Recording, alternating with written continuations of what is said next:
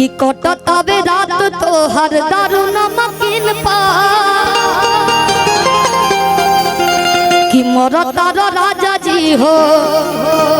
अरे कौन सब तीन पा कि मर दे हम एक मुका धस जाइबा कि दूसरा से राजा जी फंस जाइबा कि मेहर के प्यार ला तरस जाइबा कि कटतावे रात तो हर दारू नमकीन पा मरतार राजा जी हो कमल सब तीन पा कटतावे रात तो हर दारू नमकीन पा मरतार राजा जी हो कमल सब तीन पा मर दे हम एक मुका धस जाइबा मर दे हम एक मुका धस जाइबा तो सारा से राजा जी फंस जाइबा मेहर के प्यार ला तरस जाइबा तो सारा से राजा जी फंस जाइबा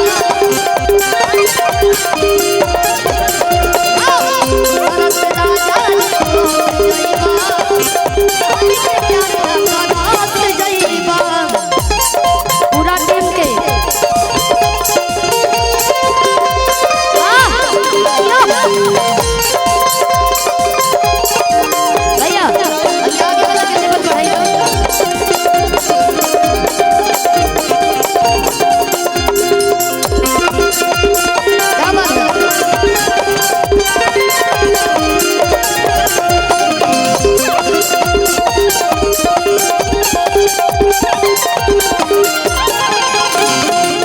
और जौन भैया के तिलक बा एक बार मंच पे आ जाए तो कहाँ से कि सब कलाकार हमने के न्योता करे आइल बनी जा अपने परिवार में आइल बनी जा वहाँ के मंच पे आ जाए भैया बोलू भैया एक लाइन और ही गाए बस तकलीफ होता बोलहूँ में तकलीफ होता कहे के बाद हेने कैमरा में तो दिखे के चाहिए ना रौरे तिलक रहला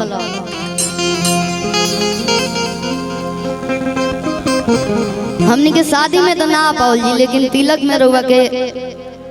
भाभी के और रउआ के ढेर सारा शुभकामना खूब खुश नहीं सबे आ जल्दी और दूसर का भाई के नंबर लागू काजी कहे के बाद कि तोहरा ना बाटे कहां गए हो बहुत मेहनत किए रवि भैया इधर आइए आज तोहरा ना बाटे कि तनिको लाज राजबू हो छान छाने बदले अरे तोहरो मिजाज राजबू कि धोखेबाज राजबू नूरन बाज राजबू कि खाके पान जौन ही जान तू मारा हो अभी उसे अपन रहन सुधारा हो कितना हराना बाटे तुमको लाज राजबू जानत नहीं के कहला जवन मर्द अपना मेहरारू के बड़ा दुलार करे लेकिन तनी देर खाती अगर तनी सु दपट के बोल दी खिसिया के बोले तो मेहरारू कही छोने छोने बदले आहारो मिजाज राजबू धोखेबाज राजबू बाज राजबू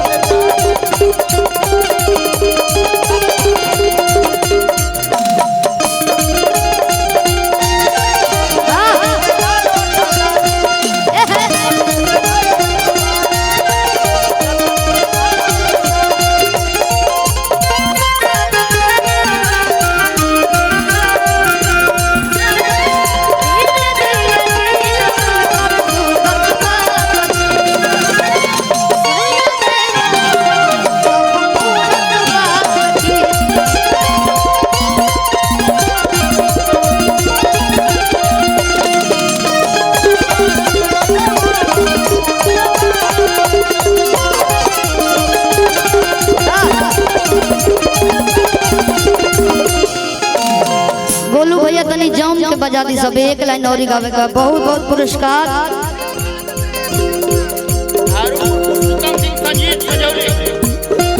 पुरुषोत्तम सिंह संजौली से ढेर सारा पुरस्कार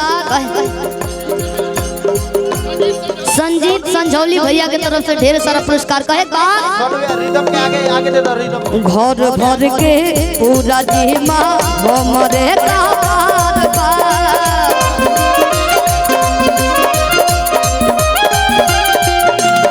सुन मोहरत देही में तोहरत ऊपर से